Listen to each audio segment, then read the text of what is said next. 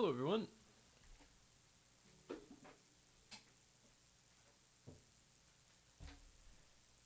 So, my analysis of the mic situation from last stream showed that it was um, quite low on the volume. So I doubled the volume. Hopefully, that's not too much.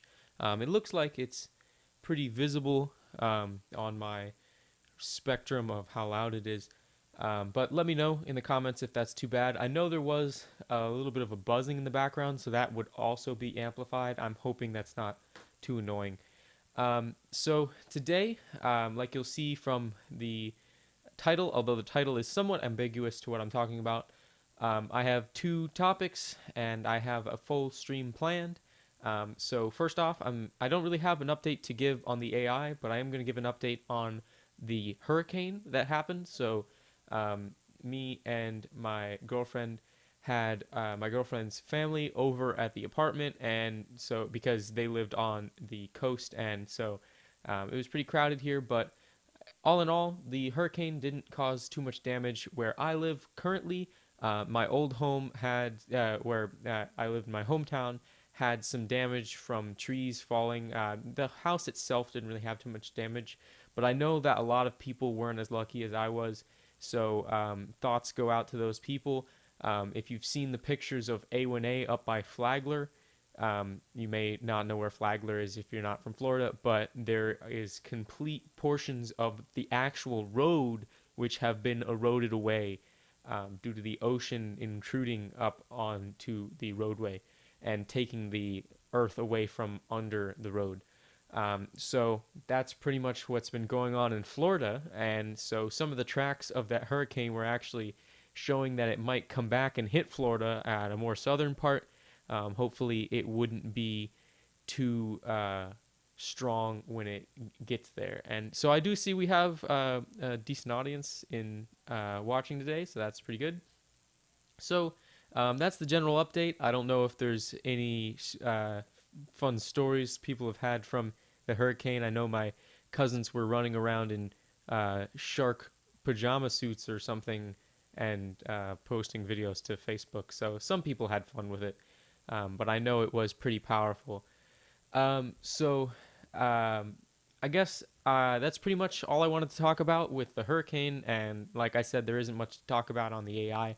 So I'm just going to jump right into my topics for today. And my topics for today are one that's a little interesting. I'm going to attempt to explain to you guys why um, mini M&Ms taste better than regular M&Ms, and and then I'm also going to give a just general tutorial on how to play Settlers of Catan, because what ends up happening is whenever I go to play that particular board game with people that have never played before, I'm usually the one that ends up describing it. So over the few years that I've been playing, I've gotten pretty good at explaining it. So I figured, why the hell not? So I guess we'll do the shorter topic first, just because I'm not sure how long the explanation of Catan is going to take. So I'm going to get things set up, and we'll move into my M&M's explanation. So I will just be changing the scene here. Let me see what I want. That'll probably work. Okay, so we just need a paint window, and I don't know how much I'm going to be drawing, but you never know. Okay, so I have my paint window up, and I will begin the topic of miniature M&Ms. So um, now this is obviously somewhat opinionated, because a lot of people will say that they like regular M&Ms over mini M&Ms, but it seems to be a general trend, and also people who do like regular M&Ms over miniature M&Ms will also agree usually that there is a difference in the flavor or the taste in general. So I just want to explain why that is, because a lot of people tend to overlook the obvious in that situation. So first off, we can have our normal M&M, which let's say is about it's probably about a centimeter long, 1 cm, and then our miniature M&M is, I want to say, less than half of the width of that, but I can't be certain. If anyone has the actual numbers on that, feel free to post them in the chat. But obviously, the miniature M&Ms are um, a significant dimension smaller than the original M&Ms. So these are M, and I can't draw the ampersand off the top of my head. I drew backwards. That's the problem. So it goes. I'm looking at my keyboard. Goes up around like that.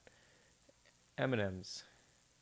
So we have this is less than 1 centimeter.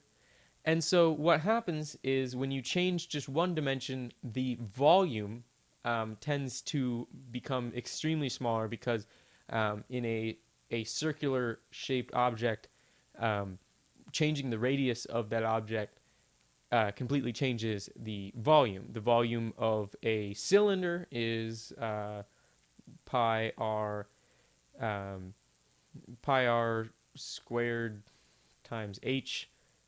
So if we just assume that these shapes are cylinders with a radius, the normal M&M would have zero point 0.5 cms for radius, and a miniature M&M would be obviously a lot smaller than that in terms of volume. But what I want to talk about is the composition of an M&M. So we all know what an M&M is. It is a chocolatey coating, or is a chocolatey orb per se, that is coated in a layer of candy. So if you have the chocolate in the center, and let's get a red M&M, that's usually pretty go-to when it comes to M&Ms. So we have our red M&M here. It's a cross section. So we see the chocolate in the center, and then we have this candy coating on the outside. Now, let's just assume that this candy coating has a negligible width. So this distance here, from here to here, is approximately 0. Well, then we can assume that the candy itself would then be the surface area of this orb. So if this orb were to be considered a sphere, which it's not, it's somewhat of a flattened sphere, but if this orb were a sphere, that surface area would be 2 pi r. I'm sorry, I believe that's actually the surface area of a circle. So that I believe would be 4 pi r squared, if I am correct, because the volume is 4/3 pi r cubed, and when you take the derivative of that, 3 times 3 cancels out, and then this becomes a 2, and then it's 4 pi r squared. That may be a little over some people's head. So the surface area is the candy, and the volume is the chocolate. So in this case, there's a decent bit of surface area, but there's a lot more chocolate. And so that's important because the amount of chocolate, so we're just going to say choc is significantly greater than candy. And so this is the normal M&M. And so the ratio of chocolate to candy, we could give an estimate, would maybe be about 5-1 in terms of volume when you consider the actual volume. Someone could probably run the numbers on that. I don't have the time to run the actual numbers, but in concept, this does make sense. So if we have a smaller M&M, now obviously by limitations of machinery, you can only make the candy coating so thin, and so the chocolate will change how the volume will change, and obviously the surface area will change with the size of the orb, but at the same time, the surface area will go down less than the volume will, because the volume has an r cubed term in it, and the surface area has an r squared term in it, meaning that the volume grows faster, but it also decays faster when you lower the radius. So the ratio here would be a little bit closer to a 1-to-1. We could go and say maybe a 2-to-1 ratio. So 2-to-1 ratio. What this means is that you're getting a lot more candy per given volume. So if you had like a measuring cup full of M&Ms, so it's the same size, and you fill it as much as you can with um, with normal M&Ms, and then you fill the same measuring cup later with uh, miniature M&Ms. The ratio of candy to of chocolate to candy is significantly less in the terms of the miniature M&Ms. So the sheer amount of candy you are actually getting with a miniature M&M is a lot more in a given volume. And so this is the reason that a lot of people tend to like the miniature M&Ms more than they like the regular M&Ms. This idea that there is actually more candy per bite, if you want to say that, than there is in a normal M&M. Now, obviously, if you are only eating one miniature M&M at a time, and then you only eat one M&M at a time, you're getting a lot more in general with the regular M&M. But most people would grab like a handful of the miniature M&Ms, and say you grabbed a handful of the regular M&Ms, you're going to get a lot more candy in the miniature M&Ms. So if you are someone who really loves chocolate, then you probably do like the regular M&Ms better. But if you want to go out and try, there is a significant difference in the taste and the texture of a miniature M&M. Now, also, there's the idea that when you have a bunch of miniature M&Ms, there's a lot less air in a bite because they're packed closer together when you have a handful of it compared to a handful of regular M&Ms. So that would also change the flavor. But the biggest factor in this is surface area. And so I wanted to explain that briefly, and I hope that was a good understanding. If there's any questions in the chat, I'll be open to answering those. Um, and I might answer them later if I end up moving on before they are posted. So, this was a pretty simple topic. I just thought of it. Actually, I didn't think of this topic on my own. I was scrolling through the Reddit forums of the Ask Reddit, and this came up, and I just thought that was a pretty straightforward topic that I could explain in a light that most people wouldn't really look at it. So, with that being said, this is all I wanted to say on that topic. So I'm going to be moving into my second topic, which is Settlers of Catan. So I'm going to give it a second and clean up the board here, and we will be moving on to that.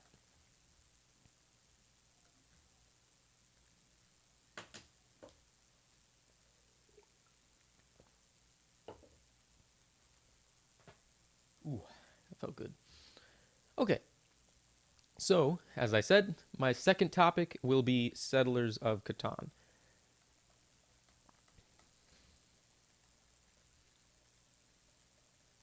Now, I know that a lot of the people that will be watching this, at least in the immediate future, will probably have played Catan simply because most of my friend base has.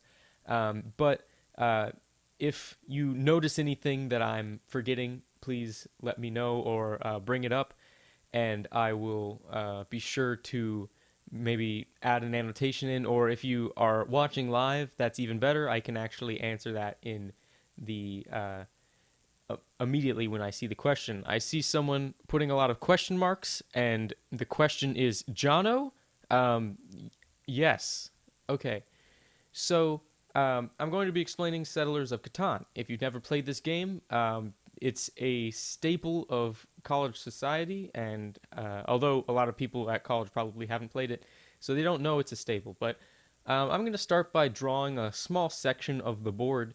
One of the interesting things with Settlers of Catan is that it is a randomizable board. Now, there are configurations that are suggested by the rulebook, but it allows some creativity when setting up the board, which and also some randomization, which allows it to not necessarily get as dry as some older games, some older, more classic games like Monopoly and like Risk may get. Um, so you'll notice that these are all hexagons. Um, the physical shape isn't too important, but it does allow for an interesting concept because when you have perfect hexagons, unlike the ones I've drawn here, they fit perfectly together into a somewhat hexagonal shape um, when you have enough of them. And that's what the original Catan board looks like. It's a large hexagon made out of smaller hexagons. So each of these hexagons will be textured with a different um, texture. So I'm going to color in some of these.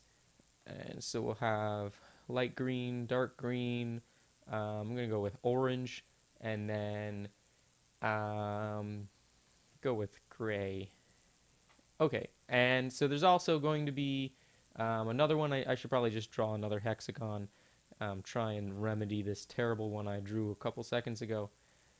And this one will be yellow. And then I'm just going to color um, the background tan for now, just because that makes one more hexagon I don't have to draw. So okay, so these hexagons, I'm just going to start out by explaining their names. So this is the plains, or you could call it sheep. So I'm just going to write sheep. Sorry, writing in tan on light green isn't the best idea. So this is plains, I guess. So these are like biomes. So this would be a forest, and this is a field, I guess. And then a mountain. And I'm not sure what biome clay would come from. I guess maybe a mesa. I don't know. Um, and then this is desert. Making sure I don't put too many S's in there. Okay, so um, Settlers of Catan. First off, you build the board, and like I said, you can randomize the board each time. Sometimes people will follow the suggested configurations just because it allows for more um, spread out resources, or maybe you want clumped together resources, so you'll uh, do that on purpose. I've seen people make configurations that they just kind of build together because it looks nice. You can do it whatever you want, which is kind of nice about it. So each of these biomes provides a commodity, and so there's going to be a lot of things that don't make sense initially, and then I'll explain them more. So, like I was saying, the plains give you sheep. The forest gives you wood. There's a lot of jokes that are made when people say they get wood, so a lot of people choose to call this lumber or logs. But you can choose. A lot of people tend to just say wood because the jokes tend to ease up the crowd before they get into the gameplay. The field provides wheat or grain. Now, if I'm writing more than one thing in each individual section, that's all the same thing in the sense of the game. So it's not like one particular biome gives you more in a sense. The mountains give you ore. Some people call these rocks. They definitely look like rocks on the card in the game. And so this mesa, this is a clay biome. Um, Clay. And some people call this bricks because this is the form that the clay is in on the picture on the card. So there is another biome in the initial version of Settlers of Catan, which is a desert. The desert gives you nothing. And so there's some important things in the start about the desert, but I will get to those when we get to those.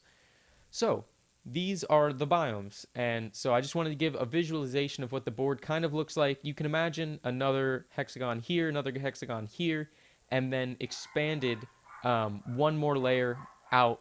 And that is the full giant hexagon that the board is made up into.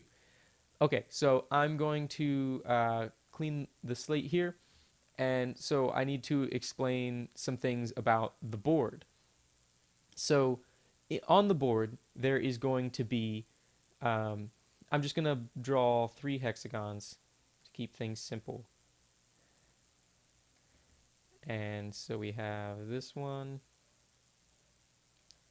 and then we have one more down here. And so there is one juncture where all 3 of them meet. And so this is important. So I'm just going to arbitrarily pick colors. It doesn't really matter about which biomes are where in this case. I'm continuing my streak of incompetence in completing lines. I'm not sure where that was unfinished, but I'm just going to assume that I fixed it. And then we'll get a rock and maybe some wheat over there. Okay, so we have this juncture here. In Settlers of Catan, there are, I should probably explain the pieces as well. So there is I'm going to draw this in a color you can see. There is a settlement, which is like a little house. This is gonna seem somewhat familiar to like Monopoly with houses and hotels, but the actual gameplay is very different.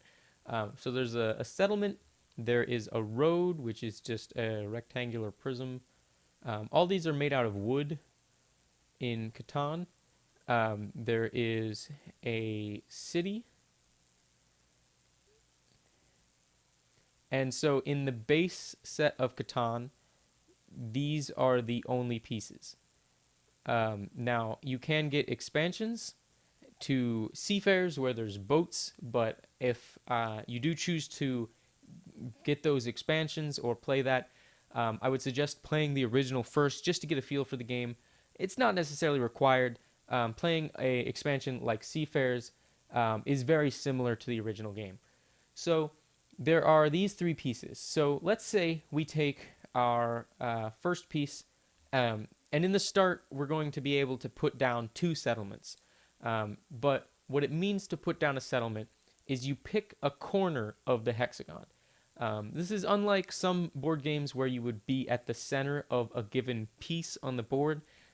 Here, we work on the edges of these hexagons.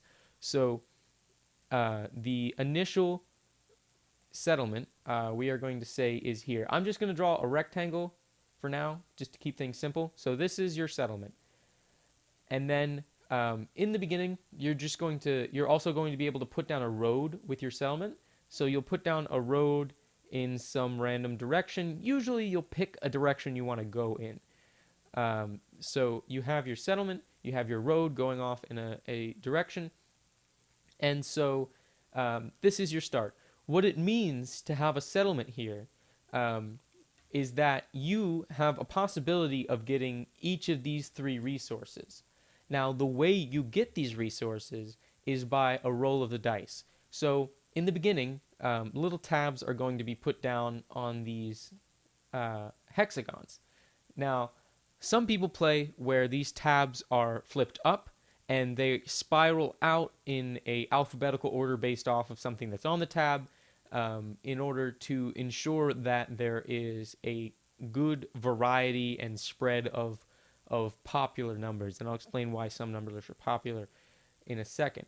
But let's just say we have a 3, a 4, and a 5. And so these numbers I've picked are arbitrary for now. But what this means is that, and you'll remember this is clay, this is ore, and this is wheat. So, at the beginning of each person's turn, they roll a pair of dice. So a die. Sorry, I'm getting them mixed up. A die can give any number between 1 and 6, but when you roll 2 of them, you can get any number between 2 and 12.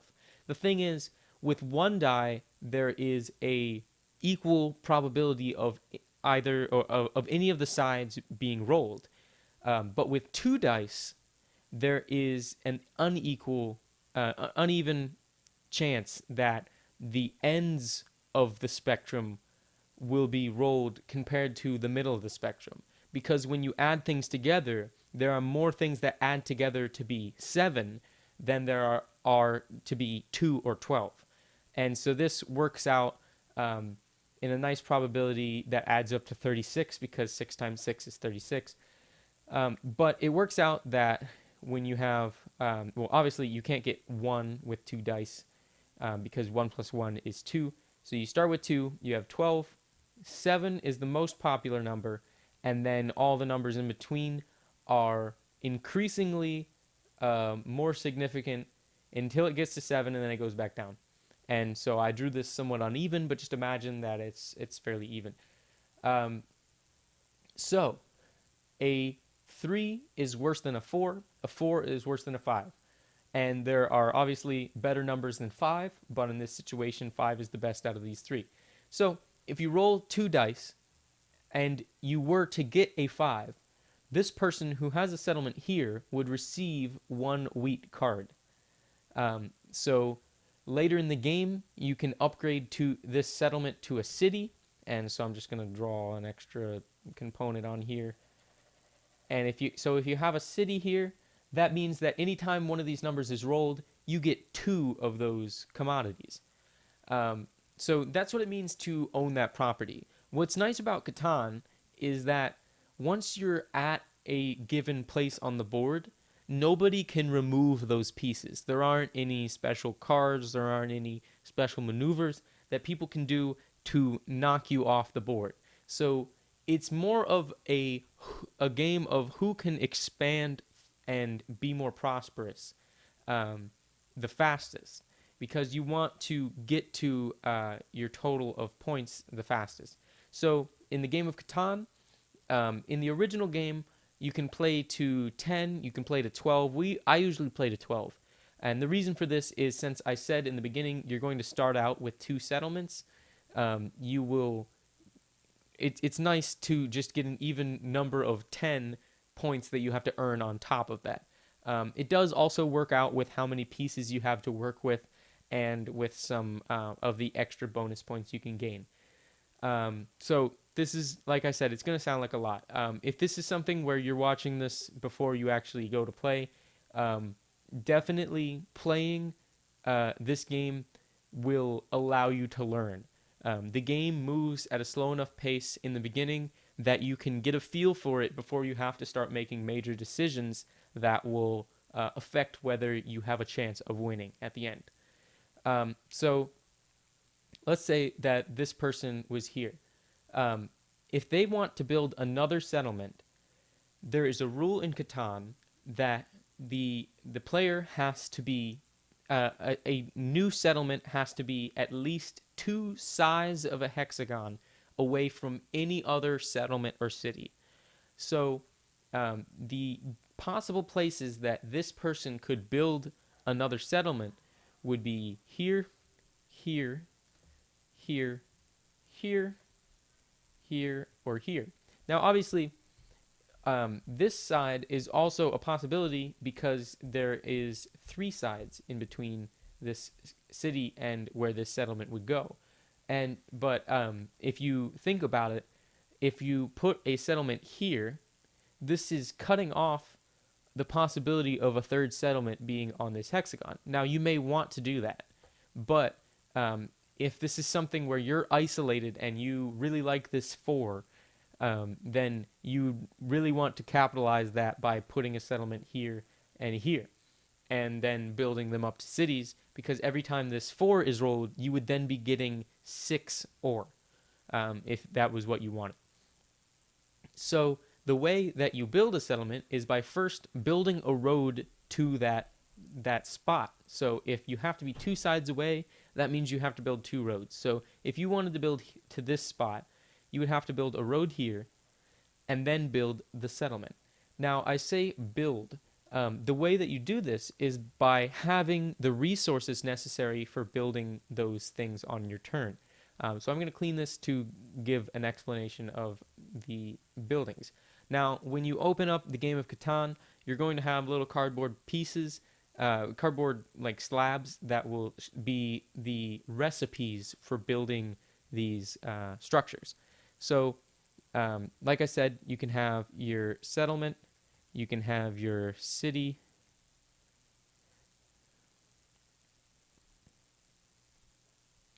and you can have, and that's a terrible city, but and then you have your road. And there's one extra one I'll explain in a second. Um, so these are the actual structures that you can put on the board. A settlement requires one sheep, one wood, one clay, and one wheat. A a city requires three ore and two wheat. And a road requires a wood and a clay. A lot of these tend to make sense when you think about it, but some of them are a little interesting, like needing a wheat to build a city. I guess this is to feed the people, the extra people. Um, this makes sense in a village. You would need all of those things, and having wood and clay is pretty straightforward for building a road. Um, so this is the recipe for building those individual structures. And so then once you have those pieces, when it's your turn, you can turn those cards into the bank and use them. And so if you had a wood and a clay, you could turn the wood and the clay into the bank and put down a road where you choose. Now, obviously, there can't be another road there, but if you have a clear path, you can put a road there. There's also a final thing you can buy from the bank, and that is a development card. So I'm just going to say dev card. So these are kind of like the chance cards in Monopoly, in a sense. There's some extra things that go along with them, but so this is the development card. There's a stack of these cards. They should be shuffled before the game, and you will choose one. Now, most of the time, these are going to be knights. And so I'll get to what a knight is in a second, but there's some other special ones. So some of these cards, I believe there is 5 in total in the starter pack. Um, these will just straight up give you a point. So these are really good cards. So you can get, it's kind of like a 1-up. So it's plus 1 point. And so nobody can take that from you. You just have an extra point for the rest of the game. So these are very nice cards, but they're few and far between. There's also a road builder. Not sure why I'm capitalizing some letters and not capitalizing others, but the road builder, when played, allows you to build 2 roads just with no resources. It is the resources required to build 2 roads. There's also a, I'm trying to remember the name of it. It's essentially a harvest. So you this card allows you to get 2 resources of your choosing on your turn. If anyone knows the name of that, please post that in the chat. I am drawing a blank, so I'm just going to call it harvest for now. So you when you play this card, you get 2 resources that you choose. So you could technically use this to get a road if you wanted to, but you can use this to also get 2 pieces of a city or something else like that. And then there's a final one called a monopoly. And so the monopoly takes a little bit more skill, a little bit more charisma. The monopoly card allows you to take all of the cards that anyone has of a given resource.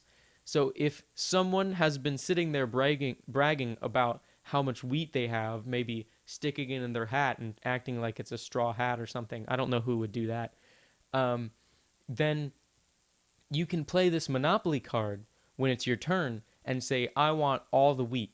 And that person has to give you all their wheat, and so does anyone else that has wheat on the table. Now, once this card is played, that's it. You get all the wheat, but then this card is basically useless at that point. But then you can, if you play it right, you can get a large sum of resources of a certain type in on your turn. So if you had a port, which I'll explain in a bit, that might help you because you could trade those out for things. So I guess I'll go into trading right now. So in the beginning of the game, if you don't have any ports, there will be ports on the board. They are on the perimeter of the large hexagon in somewhat random locations. So there might just be a port there, port there. I don't know. So, but let's say that both of your settlements are in here somewhere, and so you're not touching any of these ports. Um, this means that you can still trade cards in for other cards. This just means that you have a 4-to-1 ratio. So if you, for some reason, had 4 rocks and you wanted 1 wheat, then you could trade all 4 of those in and get the 1 wheat. But then the ports allow you to get a little bit extra. Well, save a little bit extra. So there's 2 types of ports. There's a 3-to-1, which is exactly what it sounds like compared to the 4-to-1 that you normally have. You get to save an extra card, which is pretty big because resources aren't like Monopoly money where you just have a huge stack of money. The resources, you normally don't have that many cards in your hand. In fact, if you have more than 7 and a 7 is rolled, then problems come up. I'll explain that when I get to explaining the knights. Um, and then there's also 2-to-1s. Now you may say, why would I go for a 3-to-1 when there's a 2-to-1 on the board? But the reason that these 2-to-1s are here is that there's a catch. These 2-to-1s are very specific to a resource. So let's say this was the clay port. Now these 3-to-1s are just denoted by a question mark, meaning that they're wildcards. You can use whichever resource you want in a 3-to-1 ratio to get another resource. But a clay port will have the symbol of the bricks on the port. And this means that you can only trade clay into the port to get something else out. So this is really good if you have a very high supply of clay coming in from the numbers. Say you had a 6 or an 8 on a clay spot, then those numbers tend to be rolled a lot. So you will be getting a lot of clay and you can use this port. So there's a specific port for each individual commodity, and then there's also a bunch of 3-to-1s. These come a little bit more into play in Seafarers, which is an expansion, like I said. But in the original game, they are very important because they allow you to expand if you don't have a certain commodity. Say you had a lot of sheep, but you don't have any lumber. Then you could venture out to the sheep port and use your sheep to get the lumber you need. Also, at any point in time, you can trade with the other people at the table. There's a catch to this.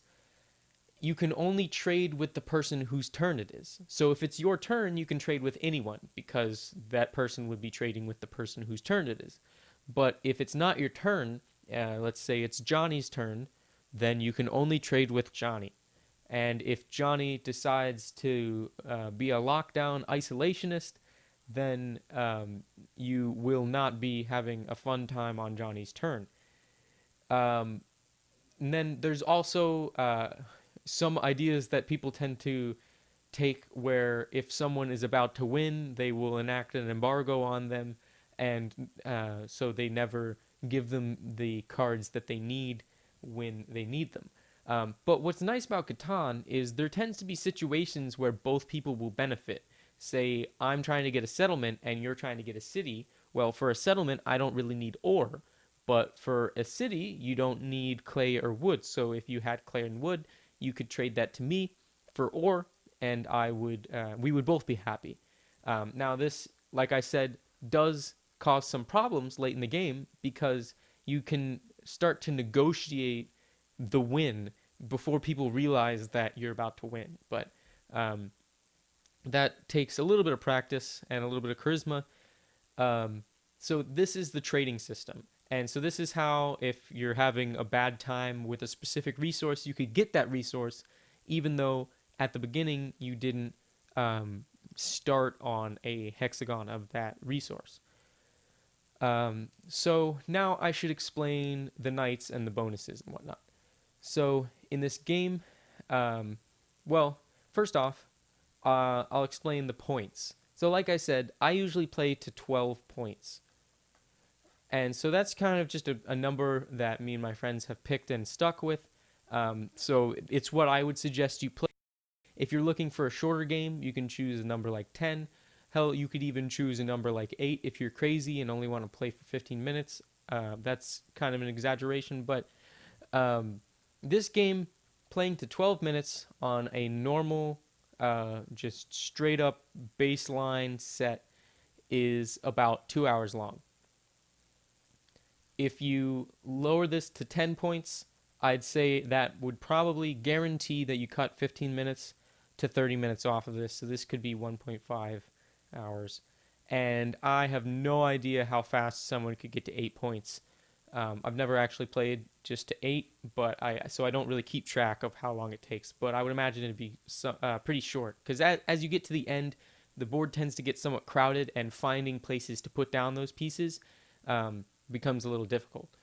So I would imagine this would be a significantly shorter amount of time. So the way that you get points is by putting down settlements and upgrading them to cities. Those are the most obvious ways to get points. So a settlement is worth 1 point. A city is worth 2 points.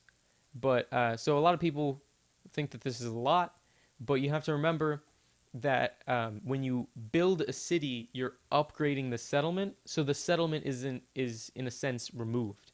So when you upgrade the settlement, you're just gaining 1 point. So this, in a sense, is just an extra point when you build to a city. Now, there's a lot of benefits of building to a city because you get 2 resources from what the city is touching.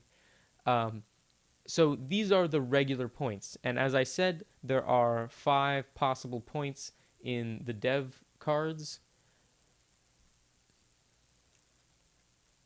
And so you could buy development cards. These development cards, I don't think I explained previously, cost a sheep, a rock. I don't know why I'm so bad at writing letters right now. A rock and a wheat. So these are kind of just random, and that makes sense because it's kind of like a chance card. And there's also two special ways you can get 2 extra points. So the first one that requires less explanation is the longest road. So the way that you achieve this, because you may say, well, in the start, 1 will be the longest road.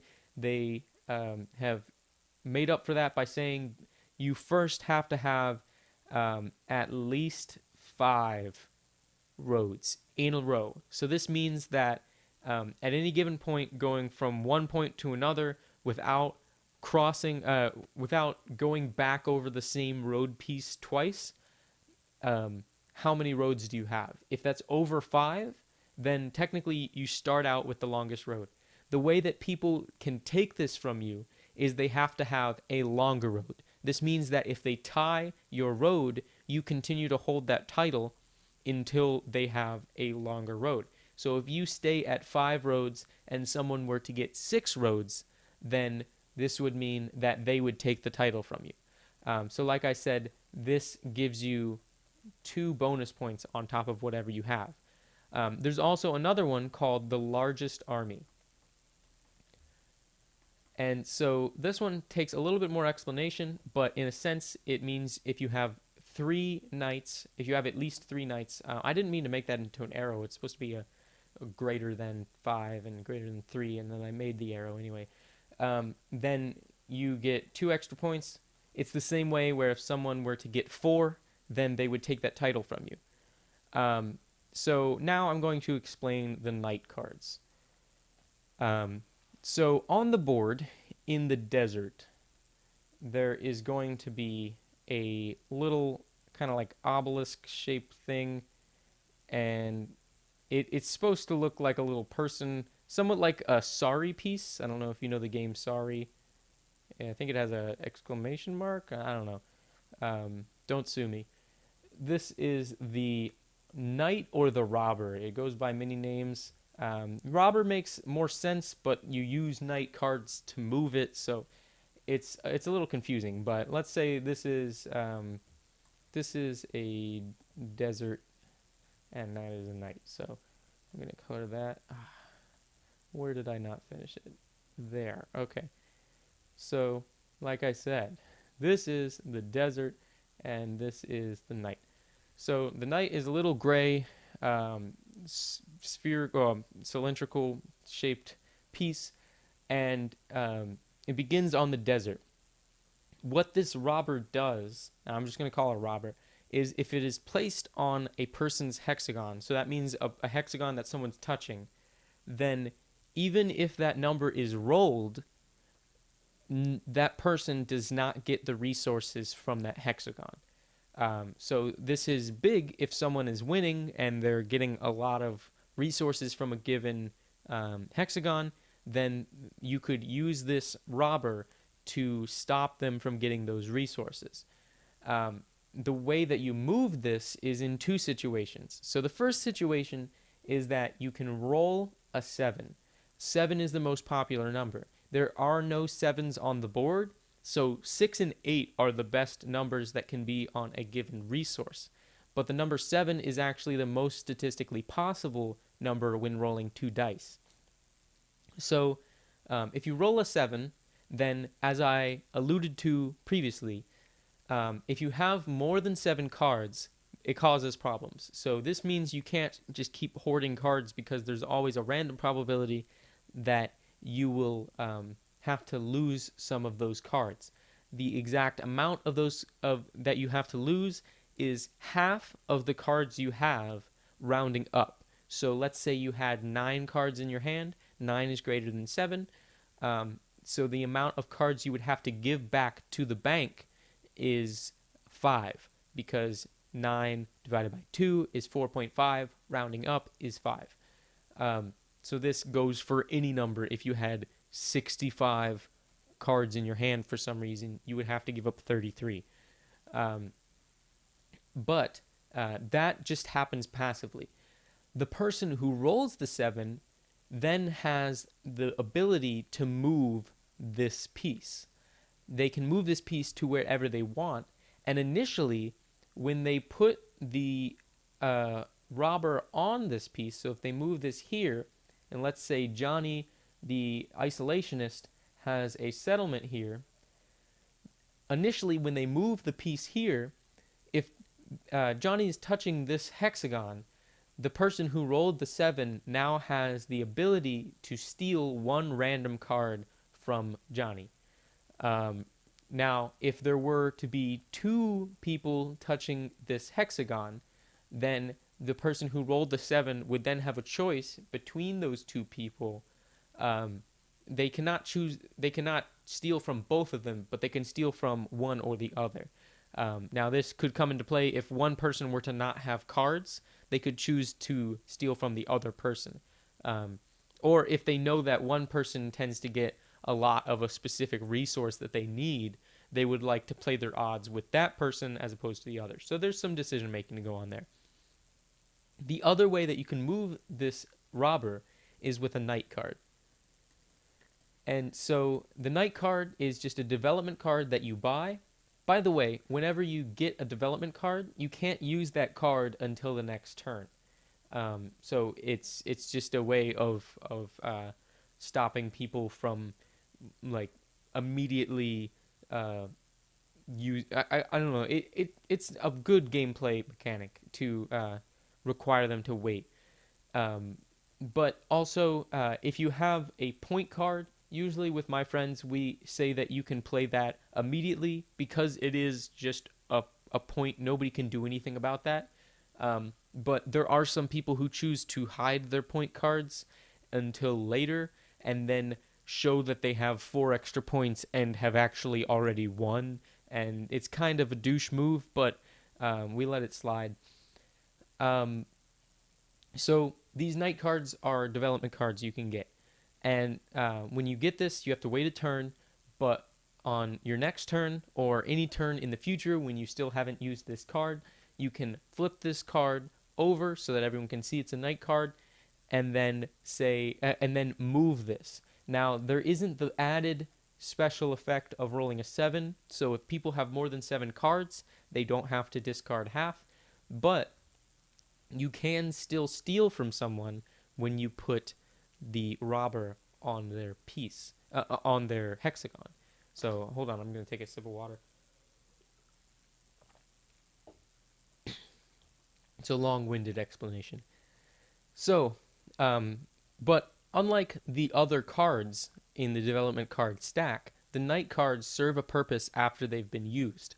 So you keep the card face up on your portion of the table, and this becomes your army.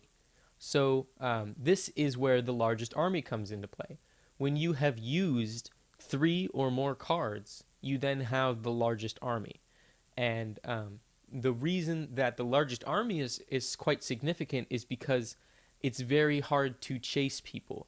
The reason for this is that you can only use one development card per turn. So if someone were to have a constant source of development cards, their probability of getting night cards is very high, so they can continually get night cards. And if someone were to say, I want to get the largest army from that person, they would also need to get development cards. But if the other person continues to play a night card every turn, then there is no way to catch up to that person, and especially if they have a significant advantage on you. So it's something that if you do want to chase, you need to start chasing early, but it can take up a lot of your resources. So that is the general idea of the gameplay. So there are a lot of things that can go on. There's some special cases where, so with the longest road obviously is in a straight line, how many sides you are occupying without going over the same road piece twice. But there is a special case where another person can come and put a settlement on your road, because the roads are only on the sides and the settlements are on the corners. So if someone comes in from this direction and puts a settlement here, the ruling of the game is that this breaks the road into 2 pieces. There's discontinuity here. But the one thing is that if there's a settlement, you cannot build a road through it, but someone can build a road on your settlement. Someone can build a settlement on your road. So I'll repeat that because I messed it up. If there is a settlement in the way, you cannot build a road through it. But if there's a road in the way, you can build a settlement on that road, just to make that clear. And so this is important late game. If someone were winning, you could actually remove 2 points from their score by breaking up their longest road. Now, obviously, getting a settlement is pretty substantial, so it may be difficult to do that, but it's an option. There's also sort of a house rule. I'm not sure how official it is that me and my friends tend to play with which is the idea that if you have nothing to do on your turn, not that you can't do anything, but there's nothing that you want to do on your turn, you can use that entire turn to move one road piece.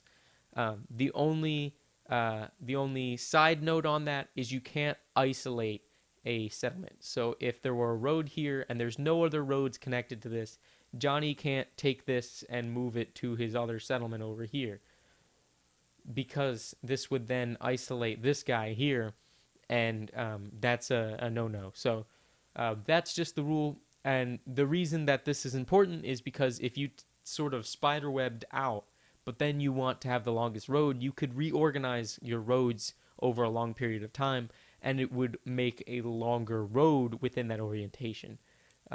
Also, if you don't have the resources, because of where you are, you could actually move your road to a spot where you could build a settlement to get more resources. So this it's a nice game mechanic. So you can decide whether that's important to you or not. I'm seeing that I'm pushing on an hour already, and I want to make sure that I get my last section in. But if there's any questions before I move on to the next section, or anything you think I've forgotten, please let me know. But I'm just trying to think. So, what's nice about this game is that it's it has a very finite length of time. So it's pretty solid on 2 hours. If you get the upgrade to Seafarers, it expands the board. It adds on about another half hour. If you get the upgrade to include more people, that would bring the total of players from 4 to 6. Then it actually adds on another half hour. So if you have both Seafarers and the expansion for 6 people, that means that it should be about a 3 hour game. But when you compare that to other games that are popular of this type, like Risk or Monopoly, with those games, they tend to drag on and people tend to quit by the end of it. What's nice about Catan is it tends to have an end in sight. So there isn't any possibility of creating a self-sustaining ecosystem where people keep losing and gaining just enough to survive. Catan, because there's no ebb and flow, it's all progress or lack thereof. Um, Everybody is progressing towards the end goal, so eventually someone will hit the end goal. Um, so that's why I love this game, and I've been playing this with my friends at college for a while. I was actually introduced to this by my high school chemistry teacher, who required us to play at least once as a grade, and I have been playing ever since. So I want to thank everyone who's been watching so far. I know this has been somewhat of a long-winded explanation, but I'm going to move into my final section, which is my random drawing. So get hype. I'm going to clean this off and definitely take a breather because this has been a long explanation. So I'm just going to get everything ready.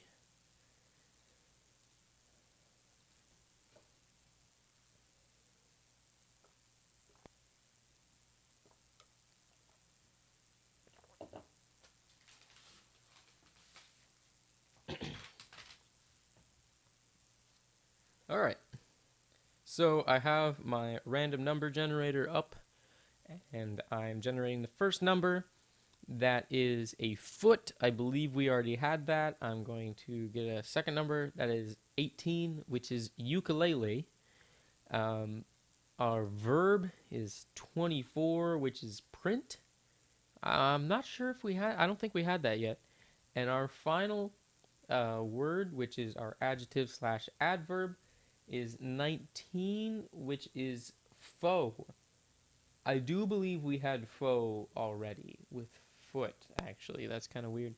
So we have 4, which is sexy.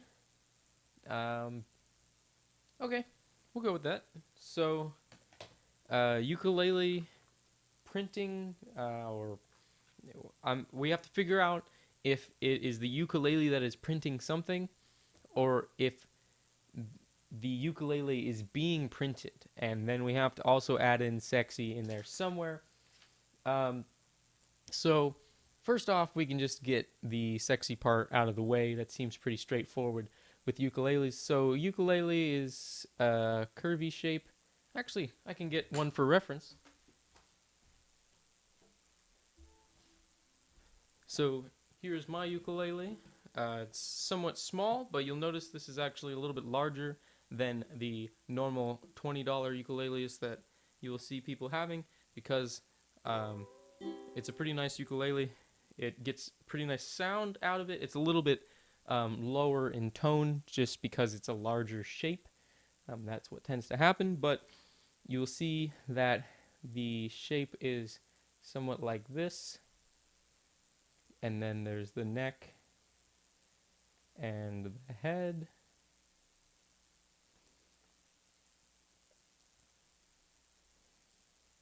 And then there's a circle here, and I need to erase that line.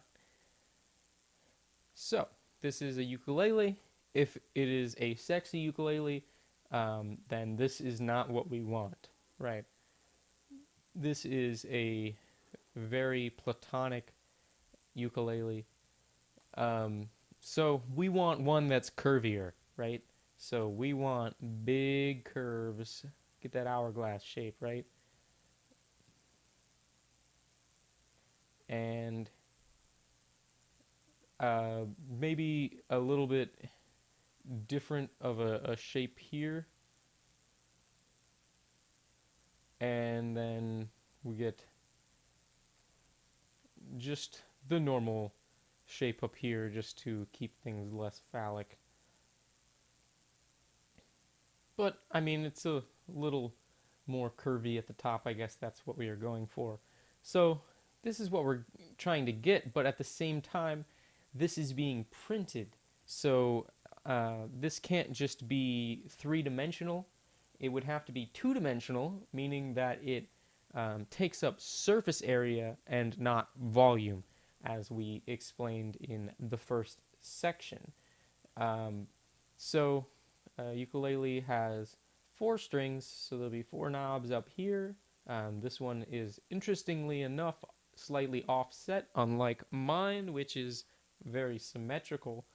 Um, but we get the knobs here. So um, the strings are going to be a little bit more complicated. So we'll have a bass for the strings down here, and then we're going to draw them up to the individual knobs.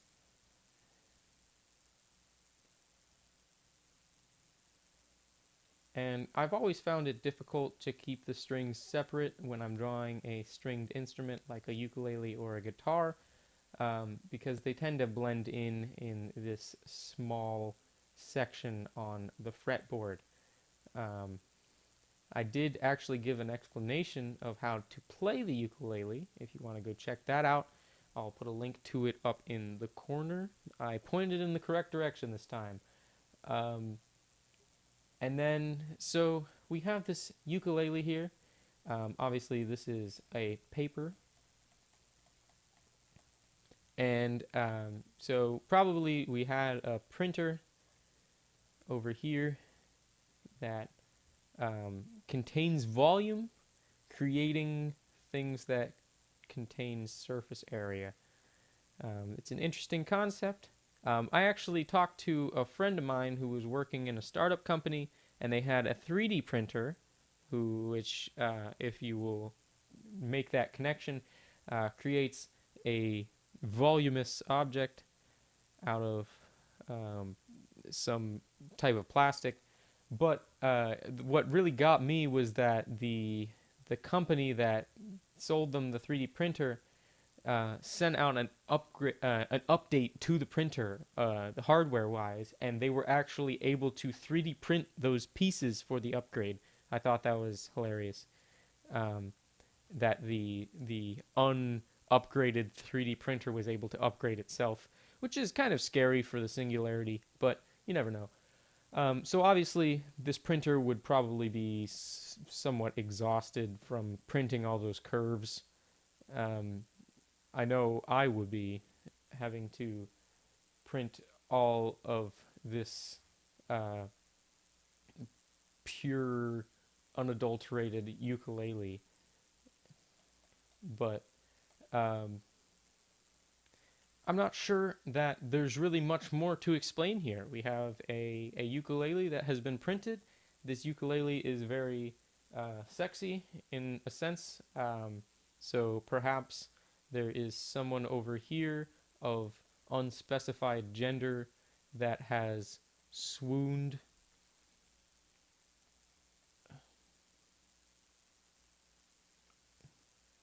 and they are now falling towards the ground, which is planted. Um, so this obviously is closer in proximity than the printer, because the printer has to be large enough to print this paper. Um, but that's probably a finished picture. So I want to thank you guys for watching.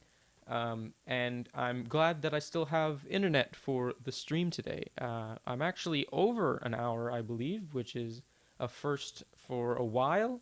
I did see that there have been some people popping in and out, so I want to thank you guys for watching the stream today, commenting in the chat. It's pretty refreshing.